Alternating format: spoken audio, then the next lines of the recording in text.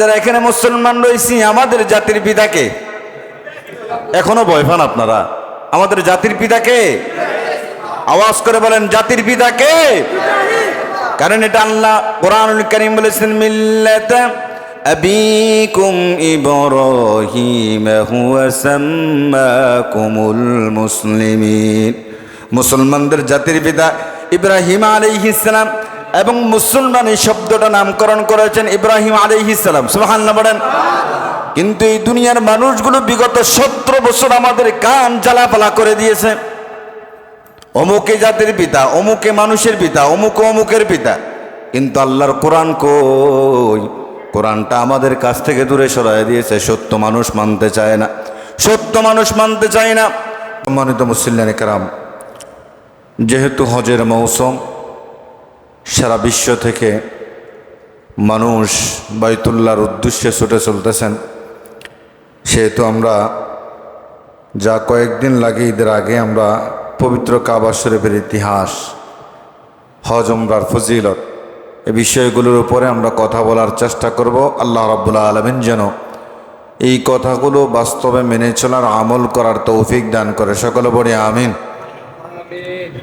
সম্মানিত মুসলিম কেরাম, সারা বিশ্ব থেকে মানুষ লক্ষ লক্ষ টাকা খরচ করে যাচ্ছে বাইতুল্লাহ। উদ্দেশ্য একটাই, আল্লাহকে আপন করে পাওয়ার। উদ্দেশ্য একটাই, আল্লাহকে নিজের করে নেওয়ার। আল্লাহকে আপন করে নেওয়ার, নিজের করে নেওয়ার মধ্যে ফায়দা কি, লাভ কি? রসুল বলেছেন, মাল্লাহুল মাওলা ওয়ালাহুল হক।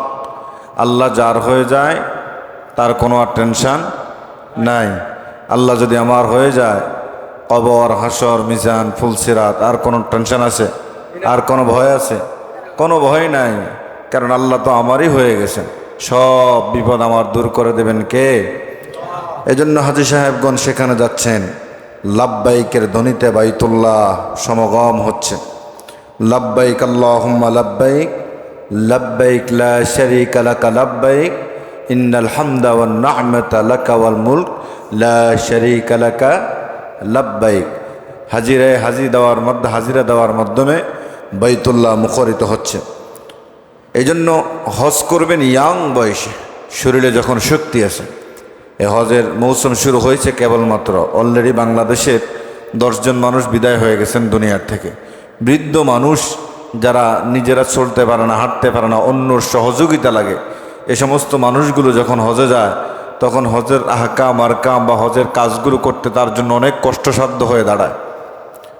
কোনো রকম যদি পড়ে যায়, তখন আর ওটার কোনো সিস্টেম নাই। এই জন্য আল্লাহ যদি সম্পদশালী বানায়, তাহলে ইয়াং থাকতে, শরীরে শক্তি থাকতে হজ করাই সর্বোচ্চ উত্তম। এজন্য শরীরে শক্তি থাকতে নিয়ত করবেন, আল্লাহ এই শক্তি থাকতেই যেন হজ করতে পারি। এই নিয়ত করবেন তো ইনশাল্লাহ। কারণ নিয়তেই হচ্ছে, নিয়তের উপর সব কিছু নির্ভরশীল। বুখারীর প্রথম হাদিস, ইন্নামাল আমালু বিন্নিয়াত। নিয়তের উপরেই সব কিছু নির্ভরশীল। নিয়ত করেন, পৌঁছায় দেওয়ার মালিককে। এজন্য নিয়ত করবেন, আল্লাহ তাআলা মক্কা মদিনা না দেখায় মৃত্যুবরণ করিও না।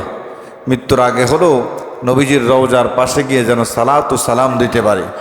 বাইতুল্লাহর কালো গিলাফ, হাজরে আসওয়াদ পাথরে যেন চুমু খেয়ে আসতে পারে। কত মানুষ সেখান থেকে, অসংখ্য অগণিত মানুষ আসে। যদি জিজ্ঞাসা করি আর যেতে মন চায় কিনা, হুজুর কি বলেন, আর যেতে মন চায় কিনা? যদি আল্লাহ তাআলা অর্থ দিত আরো, তাহলে প্রত্যেক বছর 6 মাস অন্তর অন্তর যেতাম। যদি সেখানে টাকার কোনো সিস্টেম থাকতো, আমার খাবার লাগতো না, আমি রসুলের রওজার পাশে পড়ে থাকতাম। সুবহানাল্লাহ বলেন। খাবার লাগবে না আমার, আমি রসুলের রওজার পাশে বসে থাকতাম। আমার খাবার লাগবে না, বুকটা লাগাইয়া জমিনের মধ্যে বসে থাকতাম। যেটাকে কেন্দ্র করে মানুষ হজে যাচ্ছে, সেই বাইতুল্লাহ কোত্থেকে আসলো?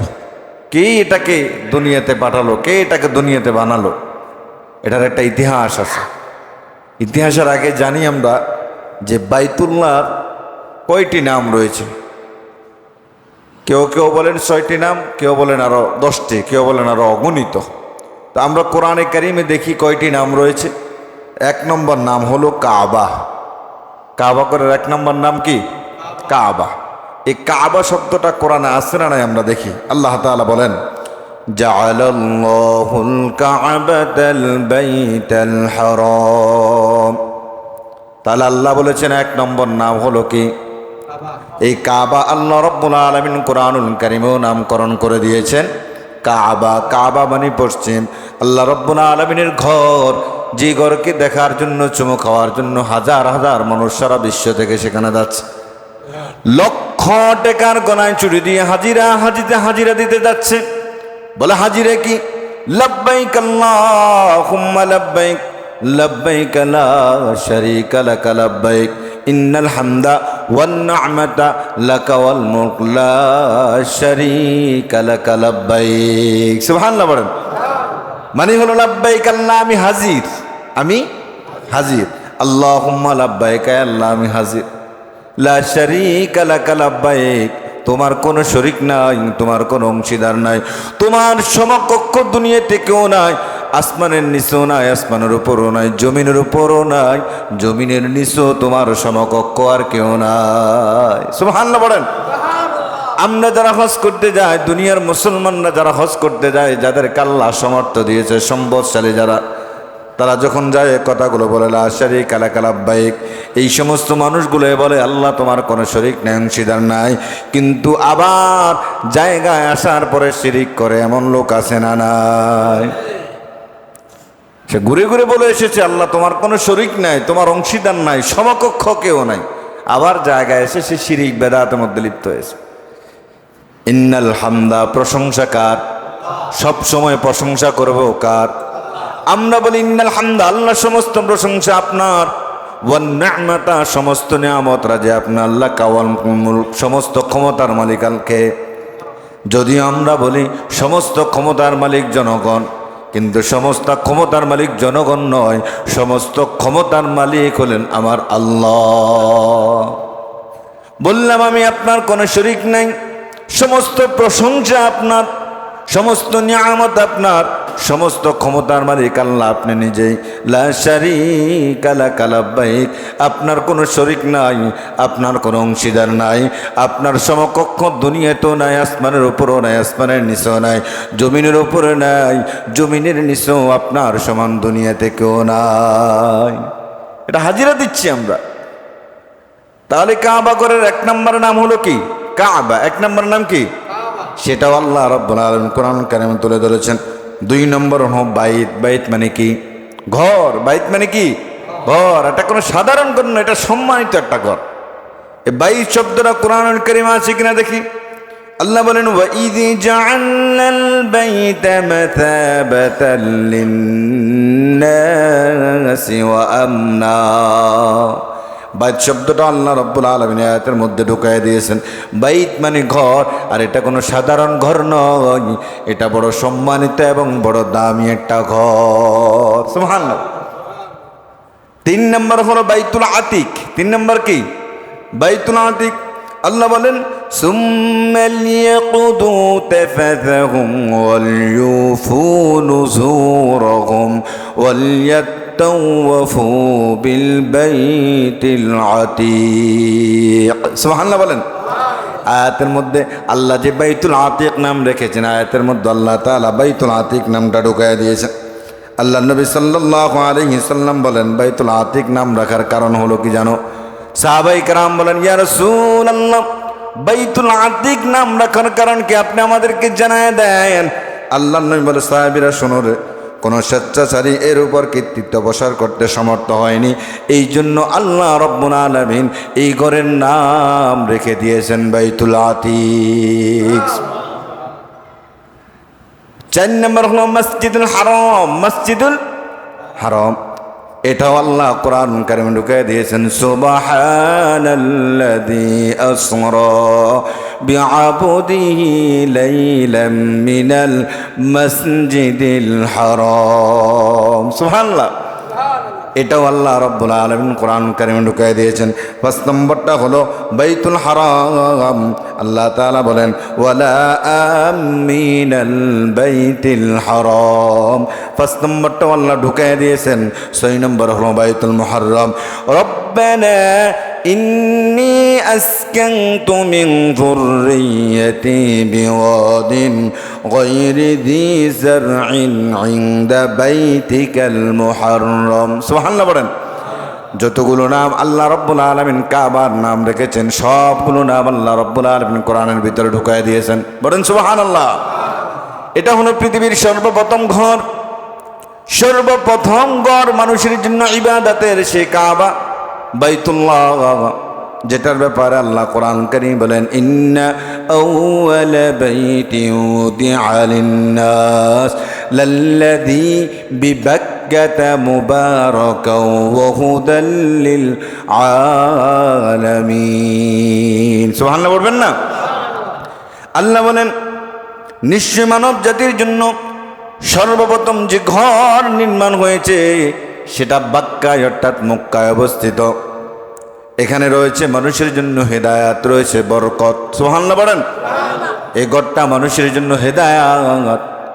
কত আল্লাহর বান্দারা যায়, আসার পরে চোখের পানি ছেড়ে দেয়। মাওলানা সাহেব একবার গিয়েছি, যদি আল্লাহ সমর্থ দিত বারবার যেতাম, বারবার যেতাম। অসংখ্য অগণিত মানুষ আমি দেখেছি নিজের সম্পদ বিক্রি করে হলেও যাচ্ছে। একবার গেছে, দ্বিতীয়বার আবার যাওয়ার জন্য নিজের সম্পদ বিক্রি করে দিয়েছে। বলে কেন রে ভাই? বলে দিলটা মানে না, মনটা মানে না। কাবার সামনে গেলে আর যদি কাবার সামনে চোখটা লাগায়, চোখের কোণে দিয়ে পানি চলে আসে। আর নবীর রওজার পাশে গিয়া যদি নবীর সালাম দেয়, অন্তরটা ঠান্ডা হয়ে যায়, দিলটা ঠান্ডা হয়ে যায়। এই জন্য মন চায় বারবার বারবার বাইতুল্লাহ এবং নবীর রওজায় ঘরে যেতে। আপনাদের মন চায়নি যাওয়ার জন্য? মন চায়নি যাওয়ার জন্য? আল্লাহ কবুল করো, আমিন বলেন।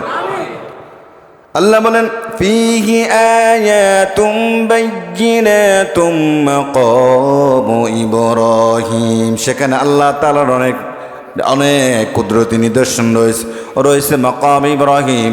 আল্লাহ বলেন, ওমান দাখালাহু কানা আমিনা। সেখানে যদি কেউ ঢোকে, হেফাজতে রাখেন কে? হেফাজতে রাখেন কে? ওয়ালিল্লাহি আলান নাস হিজ্জুল বাইতি মান ইসতাতাআ ইলাইহি সাবিলা। যাদেরকে আল্লাহ সম্পদ দিয়েছে, অর্থ দিয়েছে, মানুষগুলোর উপর হজ ফরজ করেছেন কে? ফরজ করেছেন কে? দেখেন, ইসলামের স্তম্ভ হলো কয়টি?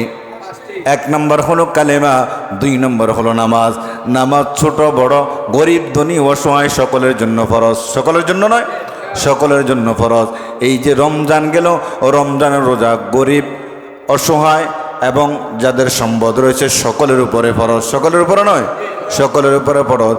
যাকাত যাদেরকে আল্লাহ সম্পদ দিয়েছেন, অর্থ দিয়েছেন, তাদের উপরে ফরজ। সকলের উপরে ফরজ নয়। কিছু মানুষ আছে অসহায়, দরিদ্র, তাদের টাকা নাই, অর্থ নাই, সম্পদ নাই, তাদের উপরে কি ফরজ? ফরজ নয়। আবার হজ, এটাকে 5ম নম্বর রাখা হয়েছে। বলে কেন? বলে অর্থ যাদের কাছে আছে, যাদেরকে আল্লাহ সম্পদের মালিক বানাইছে, যাদেরকে অর্থের মালিক বানাইছে, আল্লাহ তাআলা হজ তাদের উপরে ফরজ করেছেন। 1 নম্বর রেখেছেন নামাজ, এটা সব মানুষের উপরে কি ফরজ। 2 নম্বর রোজা, সকলের উপরে ফরজ। 3 নম্বর যাকাত। দেখেন, যেটা সবার জন্য না, যাদের সম্পদ আছে এগুলো রেখেছে সবার পরে। এগুলো রেখেছে কি? আপনারা কি আমার কথা বুঝতে সমস্যা হচ্ছে? তো কথা বলেন না কেন আপনারা? যেটা আপনার সকলে দিতে পারবে না, এটা সবার জন্য না। অর্থাৎ আল্লাহ যাদেরকে সম্পদশালী বানাইছেন, অর্থের মালিক বানাইছেন, তাদের জন্য কি ফরজ। আর যেটা সবাই করতে পারবে, যেমন নামাজ, রোজা, এটা সকলের জন্য ধারাবাহিকভাবে ফরজ, ধারাবাহিকভাবে ফরজ। এই জন্য আল্লাহ বলেন, যাদের সম্পদ আছে, যাদের অর্থ আছে, আমি আল্লাহ রাব্বুল আলামিন তাদের উপর হজ ফরজ করে দিয়েছি। এই হজকে যারা অস্বীকার করবে, আল্লাহ বলেন, ওয়ামান কাফারা ফাইন্নাল্লাহা গানিয়্যুন আনিল আলামিন। যারা হজকে অস্বীকার করবে, অস্বীকার যারা করবে, অনেকে বলে দেখবেন 8 লক্ষ 7 লক্ষ টাকা খরচ করে হজ করার প্রয়োজন কি? এমন কথা কওয়ার মানুষ আছে না নাই? যে 40 দিনের জন্য যাব, 35 দিনের জন্য যাব, বা 1 মাসের জন্য যাব, 8 লক্ষ টাকা খরচ করে ফায়দা কি? লাভ কি? যারা এমনটা বলবেন, মনে রাখবেন আপনি কাফের হয়ে গেলেন। ওয়ামান কাফারা ফাইন্নাল্লাহা গানিয়্যুন আনিল আলামিন। যারা অস্বীকার করবে হজকে, আল্লাহর ইবাদতকে যারা অস্বীকার করবে, আল্লাহ বলেন তুমি কাফের হয়ে মরো, তুমি ইহুদি হয়ে মরো, নাসারা হয়ে মরো, বিদিন হয়ে মরো, মনে রেখো আমি আল্লাহ কারো মুখাপেক্ষী নয়। হজকে অস্বীকার করা যাবে? এ বাইতুল্লাহ এটা তো নির্মাণ হয়েছে, কিভাবে নির্মাণ হলো? সর্বপ্রথম নির্মাণ করেছে আল্লাহর ফেরেশতারা। কে নির্মাণ? আল্লাহর ফেরেশতারা নির্মাণ করেছে। তারপরে আদম আলাইহিস সালাম, তারপরে শীশা আলাইহিস সালাম, তারপরে হযরত ইব্রাহিম আলাইহিস সালাম, তারপরে আমলিকা সম্প্রদায়, জুরহাম সম্প্রদায়, কুসাই বিন কিলাব, মুজার সম্প্রদায়, মুক্কার কোরাইশগণদেরকে নিয়ে আল্লাহ রাসূল সাল্লাল্লাহু আলাইহি সাল্লাম হজরে আসওয়াদ পাথর বর্তমানে যেই জায়গায় আছে আল্লাহর নবী সেখানে স্থাপন করেছেন। 64 হিজরিতে হযরত আব্দুল্লাহ বিন জুবাইর রাদিয়াল্লাহু তাআলা আনহু, 74 হিজরিতে হাজ্জাজ ইবনে ইউসুফ, 140 হিজরিতে ওসমানিয়া খলিফা তুরস্কের বাদশাহ এটাকে পুনরায় নির্মাণ করেছেন। এই তুরস্কের বাদশাহ নির্মাণ করার পরে আজও পর্যন্ত এটা পুনরায় নির্মাণ হয় নাই, তবে কুটিনাটি সংস্কার হয়েছে, পরিপূর্ণভাবে এটাকে পুনরায় নির্মাণ করা হয় নাই। এই যে ওসমানিয়া খলিফা তুরস্কের বাদশাহ এটাকে পুনরায় নির্মাণ করার পরে আজ পর্যন্ত এটাকে পুনরায় নির্মাণ করার প্রয়োজন হয়নি। আপনি কুটিনাটি কি করেছেন? সংস্কার করেছেন। রব্বুল আলামিন সর্বপ্রথম একটা মুক্তা দুনিয়াতে ছেড়ে দিলেন। ছেড়ে দেওয়ার পরে ছোট্ট একটা মুক্তা, আর এই মুক্তাকে আল্লাহ রব্বুল আলামিন নির্দেশ দিলেন পানি প্রবাহিত করার জন্য। 20 লক্ষ বর্গ কিলোমিটার এই মুক্তা শুধু পানি প্রবাহিত করেছেন। সুবহানাল্লাহ বলেন। এখন প্রশ্ন হতে পারে মাওলানা সাহেব, ছোট একটা মুক্তা কিভাবে 20 লক্ষ বর্গ কিলোমিটার পানি প্রবাহিত করে? নবীজির হাদিস, আল্লাহ নবী সাল্লাল্লাহু আলাইহি সাল্লাম সাহাবায়ে কেরামদেরকে নিয়ে কোনো এক জায়গায় যাচ্ছিলেন। প্রতিমধ্যে সাহাবায়ে কেরামের পানির পিপাসা লেগে গেল। ইয়া রাসূলুল্লাহ, আমাদের তৃষ্ণা পেয়েছে, পানির পিপাসা পেয়েছে। আল্লাহ নবী যাদের কাছে পানি আছে ওই পানিগুলো একত্রিত করলেন, করার পরে আল্লাহ নবীর আঙ্গুল মুবারক পানির মধ্যে চুবালেন। এত বেশি পানি হয়ে গেল, সমস্ত সাহাবায়ে কেরাম তৃপ্তি সহকারে পানি খাওয়ার পরও আরো পানি রয়ে গেল। এটা হলো আমার নবীর মুআজিজা, আর ওটা হলো আল্লাহর কুদরত। এটা হলো নবীর মুআজিজা, আর ওটা হলো আল্লাহর কুদরত। আমার আল্লাহ যদি বলে হও, সঙ্গে সঙ্গে হয়ে যায়। এই জন্য আল্লাহ তাআলা ছেড়ে দিয়েছেন, পানি হয়ে গেছে। ঢেউয়ের সাথে ফেনা জমতে লাগলো। আল্লাহর কুদরতের নজর যেখানে গিয়ে পড়েছে সেখানে মাটি তৈরি হতে লাগলো। সুবহানাল্লাহ। আস্তে আস্তে করে সারা বিশ্বে দ্বীপ বাইতে লাগলো। দ্বীপ বুঝেন তো? সারা বিশ্বে কিন্তু আপনি দেখবেন একবার উপর থেকে দেখবেন এক জায়গায় সাগর দেখা যায়, এক জায়গায় মাটি দেখা যায়, এমনটা বোঝা যায় না? তো সারা বিশ্বে এরকম দ্বীপ বাইতে লাগলো। তো এগুলো আবার এভাবে লড়াচড়া করতেছে। এখন এগুলোকে জায়গায় বসায় দেওয়ার জন্য এই বিশাল বড় বড় পাহাড়গুলোকে আল্লাহ প্যারাক মেরে দুনিয়ায় বসায় দিয়েছেন। সুবহানাল্লাহ। আর লড়ালড়ির কোনো সিস্টেম। এবার যেখানে ফেনাগুলো মাটি হয়ে যাচ্ছে, আল্লাহ রব্বুল আলামিনের কুদরত জ্ঞাপন হলো সেখানে ওই মাটি দিয়া আল্লাহ রব্বুল আলামিন সর্বপ্রথম আদম আলাইহিস সালাতু ওয়াস সালামকে বানালেন। আল্লাহর 4 জন দামি ফেরেশতা, 1 নম্বর হলেন জিবরাইল, ইসরাফিল, মিকাইল, আজরাইল। কয়জন? 1 নম্বর হলো জিবরাইল, মিকাইল, ইসরাফিল, আজরাইল। আজরাইলের নাম শুনলে ভয় লাগে না? ভয় লাগে না? আজরাইল। 4 জন ফেরেশতার মধ্যে 3 জন ফেরেশতাকে আল্লাহ পাঠালেন, যাও মাটি নিয়ে আসো। ওই যে যেখানে সর্বপ্রথম মাটি জমেছে সেখান থেকে মাটি নিয়ে আসো। আল্লাহ তাআলা পাঠালেন 3 জন ফেরেশতাকে।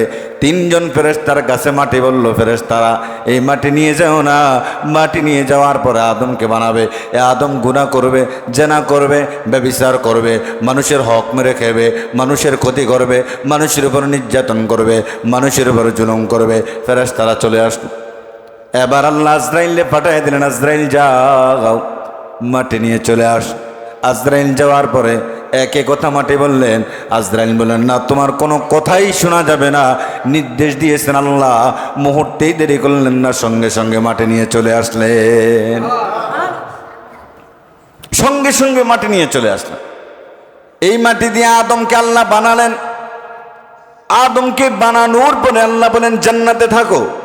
হাওয়াকেও একজন জীবন সঙ্গিনী বানায় দিলেন, হাওয়া আলাইহিস সালাম। দুজনকে জান্নাতে থাকার জন্য বলেছেন, জান্নাতে যত নাজ নেয়ামত রয়েছে সব নাজ নেয়ামত তোমরা ভক্ষণ করো। তবে সাবধান, ওই দিকে তোমরা যায় না। কিন্তু শয়তান তো মানুষের পিছনে লেগে আছে। শয়তান আদম এবং হাওয়াকে জান্নাত থেকে বাহির করলেন। আল্লাহর হুকুম অমান্য করার কারণে আল্লাহ রাব্বুল আলামিন জান্নাত থেকে আদম এবং হাওয়াকে পাঠিয়ে দিলেন। আদমকে ফেললেন শ্রীলঙ্কায়, আর হাওয়া আলাইহিস সালাতু ওয়াস সালামকে ফেললেন জেদ্দায়। কোথায়? জেদ্দায়। দীর্ঘ সময় কান্না করার পরে আরাফার ময়দানে গিয়ে দুজনে একসাথে হলেন। কোথায় হলেন? আরাফার ময়দানে গিয়ে দুজনে একসাথে হলেন। এবার আদম আলাইহিস সালাতু ওয়াস সালাম বললেন, রব্বুল আলামিন, দুনিয়াতে আপনার ইবাদত করার জন্য, দুনিয়াতে আপনার গোলামি করার জন্য আমাদেরকে একটা ঘর বানায় দেন। কেউ বলেছেন আদম দুনিয়াতে আসার 200 বছর আগে আল্লাহ রব্বুল আলামিন ফেরেশতাদেরকে দিয়ে ঘরটা বানাইছে। কেউ বলেন আদম জমিনে আসার পরে বানানো হয়েছে। এই ঘরের যখন বানানো হয়েছে, এই ঘরে আদম ইবাদত করে আল্লাহ রব্বুল আলামিন এই জন্য বলেছেন, আউওয়ালা বাইতি উদিআ লিন-নাস, মানুষের জন্য সর্বপ্রথম যে ঘর আমি আল্লাহ নির্মাণ করেছি সেটা মক্কায় অবস্থিত, অর্থাৎ মক্কায় অবস্থিত। এই ঘরে মানুষের জন্য রয়েছে হিদায়াত, এই ঘরে মানুষের জন্য রয়েছে বরকত। সুবহানাল্লাহ বলেন। মক্কা এবং বাক্কা, মক্কার পুরনো নাম ছিল, প্রাচীন নাম ছিল কি? বাক্কা। মক্কার প্রাচীন নাম কি ছিল? কথা বলেন না কেন আপনারা? মক্কার প্রাচীন কি নাম ছিল? বাক্কা। কেউ কেউ বলেন মক্কার একটা জায়গার নাম হলো বাক্কা, আবার কেউ বলেন মক্কার পুরনো নাম ছিল, প্রাচীন নাম ছিল বাক্কা। যেমন আমাদের বাংলাদেশের রাজধানী কোথায়? ঢাকা না? ঢাকার প্রাচীন নাম কি ছিল? জাহাঙ্গীরনগর। সিলেটের প্রাচীন নাম কি ছিল? জালালাবাদ। চট্টগ্রামের প্রাচীন নাম কি ছিল? ইসলামাবাদ। আমাদের কুমিল্লার তো একটা প্রাচীন নাম ছিল, কি জানি স্যার? না, ত্রিপুরা। ত্রিপুরা, আচ্ছা, প্রাচীন নাম ছিল। তারপরে নোয়াখালীরও একটা প্রাচীন নাম ছিল সুদারামপুর। এভাবে আমাদের বাংলাদেশে যতগুলো বিভাগ রয়েছে এগুলোর প্রাচীন একটি নাম আছে। তদ্রুপ মক্কার প্রাচীন নাম ছিল কি? বাক্কা। বাক্কা, মক্কার প্রাচীন নাম কি? বাক্কা। এই মক্কা যেখানে বাইতুল্লাহ নির্মাণ হয়েছে সেখানের মাটি দিয়েই আল্লাহ তাআলা আদমকে, যেখানে জন্ম হয় ওই মাটির জন্য, ওই এলাকার জন্য তার একটা মায়া লাগে না? এই গোসাইপুরের সন্তানরা বিদেশের মাটিতে আছে, যে কোনো দেশেই থাকুক না কেন, তার গ্রাম, তার এলাকা, তার ঘর, তার বাড়ির জন্য আলাদা একটা মায়া আছে না? আমি আজকে অনেক বছর আপনাদের এখানে, যদিও আপনারা মনে করেন যে হুজুর আজকে অনেক বছর গ্রামের মতো চলে, তারপরও আমার গ্রামের জন্য আমার একটা মায়া আছে, আমার বাড়ি, আমার ঘরের জন্য আমার আলাদা একটা মায়া আছে। এটা একটা মায়া কাজ করে। সুতরাং আদম আলাইহিস সালাতু ওয়াস সালাম সেই মক্কার মাটি থেকেই কি হয়েছেন? সৃষ্টি হয়েছেন। সুবহানাল্লাহ বলেন। তারপরে পুনরায় নির্মাণ করেছেন ইব্রাহিম আলাইহিস সালাম। কে? ইব্রাহিম আলাইহিস সালাম। ইব্রাহিম আলাইহিস সালাতু ওয়াস সালামের বংশ থেকে 7 জন নবী ছাড়া বাকি সমস্ত নবী এসেছে ইব্রাহিমের বংশ থেকে। সুবহানাল্লাহ বলেন। ইব্রাহিম আলাইহিস সালাম এই কাবাঘর যখন পুনরায় নির্মাণ করেন, বাবাই ছিলেন রাজমিস্ত্রি আর সন্তান ছিলেন যোগালী। বাবা কি ছিলেন?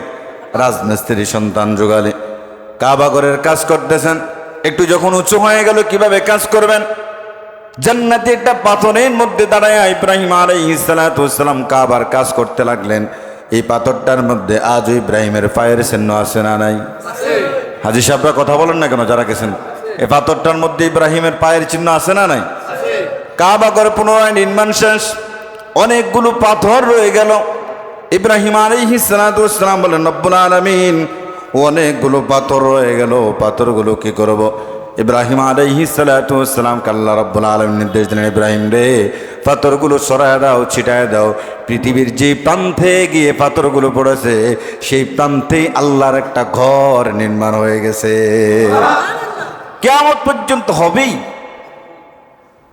পুনরায় নির্মাণ করার পরে ইব্রাহিম আলাইহিস সালাম আল্লাহ রাব্বুল আলামিনের কাছে দোয়া করেছিলেন, রব্বানা وبعث فيهم رسولا منهم يتلو عليهم آياتك ويعلمهم الكتاب والحكمة ويزكيهم إنك أنت العزيز الحكيم। ইব্রাহিম বললেন, রব্বুল আলামিন আপনি আমাদের কবুল করে নেন এবং আমাদের বংশ থেকে এমন একজন পয়গম্বর, এমন একজন রাসূল আপনি দুনিয়াতে পাঠায় দেন। আপনার বাণীগুলো, আপনার কথাগুলো, আপনার আয়াতগুলো মানুষের কাছে পৌঁছায় দেবে, মানুষকে কিতাব এবং হিকমত শিক্ষা দেবে, মানুষকে পবিত্র করবে, এমন একজন পয়গম্বর আপনি পাঠায় দেন। আল্লাহ ইব্রাহিমের দোয়া কবুল করে নিয়ে একজন পয়গম্বর ইব্রাহিমের বংশে পাঠায় দিলেন। সেই পয়গম্বর হলেন আমার আপনার নবী মুহাম্মদুর রাসূলুল্লাহ সাল্লাল্লাহু আলাইহি সাল্লাম। প্রবাসী সামিয়া আছে, অসুস্থ, হসপিটাল দোয়া করবেন জানি সামিয়া প্রবাসী প্রবাসী। আর আমি একটা কথা বলবো সময় জি। ইব্রাহিমের বংশে পাঠায় দিলেন মুহাম্মদুর রাসূলুল্লাহ সাল্লাল্লাহু আলাইহি সাল্লাম। 7 জন নবী ছাড়া সমস্ত নবী ইব্রাহিম আলাইহিস সালাতু ওয়াস সালামের বংশ থেকে এসেছে। এই জন্য ইব্রাহিম আলাইহিস সালাতু ওয়াস সালামকে বলা হয় আবুল আম্বিয়া, নবীদের পিতা। কাদের পিতা? নবীদের পিতা। আমরা যারা এখানে মুসলমান রয়েছি, আমাদের জাতির পিতাকে এখনো ভয় পান আপনারা? আমাদের জাতির পিতাকে আওয়াজ করে বলেন, জাতির পিতাকে। কারণ এটা আল্লাহ কোরআনুল কারীম বলেছেন, মিল্লাতা আবিকুম ইব্রাহিম হুয়া সাম্মাকুমুল মুসলিমিন। মুসলমানদের জাতির পিতা ইব্রাহিম আলাইহিস সালাম, এবং মুসলমান এই শব্দটা নামকরণ করেছেন ইব্রাহিম আলাইহিস সালাম। সুবহানাল্লাহ বলেন। কিন্তু এই দুনিয়ার মানুষগুলো বিগত 17 বছর আমাদের কান জ্বালাপালা করে দিয়েছে। অমুকে জাতির পিতা, অমুকে মানুষের পিতা, অমুক অমুকের পিতা। কিন্তু আল্লাহর কোরআন কই? কোরআনটা আমাদের কাছ থেকে দূরে সরাই দিয়েছে। সত্য মানুষ মানতে চায় না, সত্য মানুষ মানতে চায় না। তার বাস্তব একটা উদাহরণ আমি আপনাদেরকে দিয়ে যাই। সমাজ যারা পরিচালনা করেন, সমাজ যারা নিয়ন্ত্রণ করেন, গত কিছুদিন আগে বিবাহের চুক্তি হয় এমন একটা জায়গার মধ্যে আমি ছিলাম। মানুষগুলো, যিনি বর তাকেও জিজ্ঞাসা করে নাই, যিনি কনে তাকেও জিজ্ঞাসা করে নাই, না জিজ্ঞাসা করে তারা কাফিন ধার্য করেছে। কেউ 15 লাখ বলে, কেউ 10 লাখ বলে। কত বলে? 15 লাখ, 10 লাখ কাফিন বলে। আর ছেলের সামর্থ্য আছে কিনা সেটার দিকে আপনার দেখতে হবে না? এই ছেলে দিতে পারবে কিনা। যদি দিতে না পারে, এই সমাজের মানুষগুলা যারা এই ধার্যটা করেছে, এই ছেলে যতদিন এই মেয়ের সাথে ঘর সংসার করবে, এটা জেনার কাতারে দাঁড়াবে। যারা ধার্য করেছে তারা সহকারে জেনার কাতারে দাঁড়াবে। ঠিক কিনা বলেন? এই সমাজ কোথায়? আমি বললাম, আপনারা ছেলেকে জিজ্ঞাসা করছেন কিনা তার সামর্থ্য আছে কিনা, দিতে পারবে কিনা, দিতে পারবে কিনা? যদি দিতে পারে আলহামদুলিল্লাহ, ওয়েল, ভালো। যদি দিতে না পারে, আমরা যারা এখানে রয়েছি, কিয়ামতের ময়দানে আল্লাহর কাঠগড়ায় আমাদেরকে দাঁড়ায় যেতে হবে। ছেলেকে জিজ্ঞেস করেন। আবার আমাকে বললেন, আপনি কি বলেন? আমি বললি, সাহাবায়ে কেরামও তো মোহর দিয়েছে, স্ত্রীকে তো মোহর দেওয়া ফরজ, এটা দিতে হবে, বাধ্যতামূলক, এটা ফরজ। এটা কি? ফরজ। তবে মোহর ধার্য করেন ছেলের এবিলিটি সম্পর্কে আপনি জানেন ছেলে দিতে পারবে কিনা। সুতরাং সাবধান, যারা এই সমস্ত কামিন ভাঙাচুরা করেন, যারা বসেন, সাবধান। ছেলেকে জিজ্ঞাসা করবেন, তোমার এবিলিটি কত, তোমার এবিলিটি কত। রমজান মাসে একটা বিবাহ পড়ালাম, ছেলে অস্ট্রেলিয়া থাকে, লক্ষ লক্ষ টাকার মালিক, লক্ষ লক্ষ টাকার মালিক। কুমিল্লায় বাড়ি আছে, গাড়ি আছে, কিন্তু কাপিন করেছি মাত্র 1 লক্ষ টাকা, তাও একেবারে নগদ। সুবহানাল্লাহ বলেন। যেটা ছেলে দিতে পারবে না সেটা ছেলের উপরে চাপায় দিয়েন না, নচেত কিয়ামতের ময়দানে ছেলেও আসামের কাঠগড়ায় দাঁড়াবে। আমরা যারা এই কাপিন ভাঙলাম, ছেলের গাড়ির উপরে 10 লক্ষ টাকা দিলাম, 12 লক্ষ টাকা দিলাম, সেদিন এই ছেলের সাথে আমরাও জেনার কাঠগড়ায় দাঁড়ায় যেতে হবে। তো একজন আমাকে বলল, কোরআন হাদিস পরে আগে তো সমাজ মেনটেন করে চলতে হবে, মানে কোরআন হাদিস থেকে উনি দূরে সরাই দিয়েছেন। বললাম, ভাই আপনি মুসলমান না? বলে হ্যাঁ মুসলমান। কে কোরআন মানল আর না মানলো সেটার দিকে আপনি ভ্রুক্ষেপ করবেন না, আপনি মানলেন কিনা সেটা বলেন। সমাজ আপনি বললেন, সমাজের মানুষ এভাবে এভাবে চলে, সমাজ মেনটেন করে চলতে হবে। আমার একটা বংশ আছে, গোষ্ঠী আছে, আমি যদি এখন নিম্ন স্তরের কাফিন করি, আমার সম্মান যাবে কই, ইজ্জত যাবে কই? আপনি কোরআন হাদিস মানতে নারাজ। এই জন্য গত সপ্তাহ বলছিলাম, অনেক মানুষ দেখবেন কোরআন হাদিস সামনে আসার পরও মানতে চায় না, বলে আমার বাপ দাদারা এভাবে এভাবে করেছে, আমরাও এভাবে এভাবে করব। কথা বলেন ঠিক কিনা? এই জন্য গত 17 বছর আমাদের কাছ থেকে কোরআন হাদিসকে দূরে সরাই দিয়েছে। মিল্লাতা আবিকুম ইব্রাহিম ওয়া সাম্মাকুমুল মুসলিমিন। মুসলমানদের জাতির পিতাকে আমরা যে মুসলমান, এই মুসলমান শব্দটাই নামকরণ করেছেন ইব্রাহিম আলাইহিস সালাতু ওয়াস সালাম। ইব্রাহিম আলাইহিস সালাম বাইতুল্লাহ নির্মাণ করলেন। আল্লাহ রাব্বুল আলামিন ইব্রাহিমকে জানায় দিলেন, ইব্রাহিম বাইতুল্লাহ তো নির্মাণ হয়ে গেল, এবার তুমি হজের ঘোষণা দিয়ে দাও। ইব্রাহিম আলাইহিস সালাতু ওয়াস সালাম বলেন, রব্বুল আলামিন মরুপ্রান্তর মরুভূমি, মানুষের বসবাস সেখানে নাই, মাইলের পর মাইল শুধু মরুভূমি দেখা যায়, মানুষের কোনো ঘর নাই, কোনো বাড়ি নাই। ইব্রাহিমকে আল্লাহ বলেন, ইব্রাহিম ঘোষণা দেওয়ার দায়িত্ব শুধু তোমার, আর কোনো টেনশন করবা না, মানুষের কানে পৌঁছে দেওয়ার দায়িত্ব আমি আল্লাহ নিজে। মানুষের কানে পৌঁছে দেওয়ার দায়িত্ব কার? ইব্রাহিমকে আদেশ দিলেন, তুমি শুধু পৌঁছায় দাও, তুমি শুধু আওয়াজ দিয়ে দাও, মানুষের কানে পৌঁছায় দেওয়ার দায়িত্ব আমার। আল্লাহর নবী ইব্রাহিম আলাইহিস সালাম পাহাড়ের উপর উঠে কানের ভিতরে আঙ্গুল ঢুকায় দিলেন। আঙ্গুল ঢুকায় দেওয়ার পরে একবার পূর্ব দিকে, একবার পশ্চিম দিকে, একবার ডান দিকে, একবার বাম দিকে ঘুরে ঘুরে বললেন, ও দুনিয়ার মানুষ, সমর্থ যাদের আছে আল্লাহ তাআলা যাদেরকে সম্পদ দিয়েছেন, অর্থ দিয়েছেন, তোমাদের জন্য এই ঘরে এসে হজ করা ফরজ করে দিয়েছেন কে? রূহের জগতে যারা ছিলেন, দুনিয়াতে যারা ছিলেন, সকলের কানে কিয়ামত পর্যন্ত যারা আসবে সকলের কানে এই বাণী পৌঁছায় দিয়েছেন কে? এই জন্য নিয়ত করেন, জীবনে একবার হলেও সোনার মক্কা মদিনায় যাবেন। উমরা করতে এখন বেশি পয়সা দরকার হয় না, 1.5 লাখ 2 লাখ টাকা, মাত্র 1.5 লাখ 2 লাখ টাকা হলো উমরা করা যায়। আপনি নবীর আশেক, এখনো নবীর রওজায় যেতে পারলেন না। এই যে গত কয়েকদিন আগে আমি এক আল্লাহর বান্দার কাছে কিছু রিয়াল আনার জন্য গেলাম, তিনি আমাকে রিয়াল দিলেন, 50,000 টাকা রিয়াল দিলেন। আমি বললাম, আপনি গেলেন কিনা? বলে, আমি গেছি। বলে, আর যেতে মন চায় কিনা? সে আমার দিকে তাকায় আছে। মাওলানা সাহেব কি বললেন কথাটা? মাওলানা সাহেব কি বললেন কথাটা? যদি বিশ্বাস ছাড়া সেখানে থাকা যেত, বুকটা মাটিতে লাগায় পড়ে থাকতাম, আমার কোনো খাওন দাওনের প্রয়োজন লাগতো। আল্লাহু আকবার বলেন। আমার কোনো খাওন দাওনের প্রয়োজন হতো না। এজন্য ইমাম মালিক রাহিমাহুল্লাহ আলাইহি 70 বছর মদিনায় রাসূলের রওজার পাশে বসে বসে কিতাবাদি লিখেছে। কোনোদিন পায়ের মধ্যে জুতা লাগায়া মদিনার অলিতে গলিতে হাঁটে নাই। জিজ্ঞাসা করা হলো, প্রশ্ন করা হলো, ইমাম মালিক বড় মানের একজন আলেম, আপনি পায়ের মধ্যে কেন জুতা দেন নাই?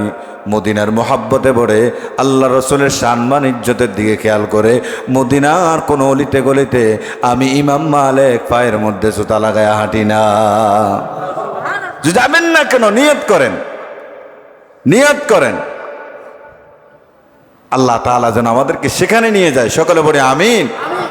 নিয়ত করেন মনে মনে যে আল্লাহ মৃত্যুর আগে একবার হলেও মদিনায়, মক্কা মদিনায় রসুলের রওজার পাশে গিয়ে রসুলকে সালাম দেওয়া, মক্কায় গিয়ে বাইতুল্লাহ হযরত আসওয়াদ পাথরে চুমু খাওয়ার তৌফিক দান করে। সকলে বলে আমিন। মদিনা যাইতে পারলাম না, মদিনা দেখতে পারলাম না, মদিনা নাম কত সুন্দর,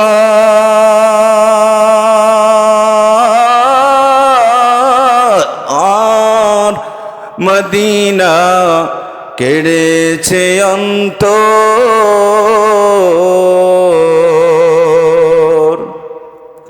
পাখির নাই ডানা থাকলে, পাখির নাই ডানা থাকলে যেতাম মদিনা, মদিনা যাইতে পারলাম না, মদিনা দেখতে পারলাম না। আল্লাহ আমাদের সবাইকে মক্কা এবং মদিনা যাওয়ার তৌফিক দান করুক। সকলে বলে আমিন। মুনাজাতে সব সময় বলবেন, আল্লাহ রসুলের রওজা মক্কা না দেখায় মৃত্যু দিও না, মৃত্যু দিও না, আল্লাহ মৃত্যু দিও না। আল্লাহ আমাদের সবাইকে মদিনা যাওয়ার জন্য কবুল করো। সকলে বলে আমিন। সম্মানিত মুসল্লিয়ান কিরাম, সভাপতি সাহেব একটু কথা বলবে, তারপর আপনারা যারা সুন্নাত পড়তে পারেন না সুন্নাত পড়ুন।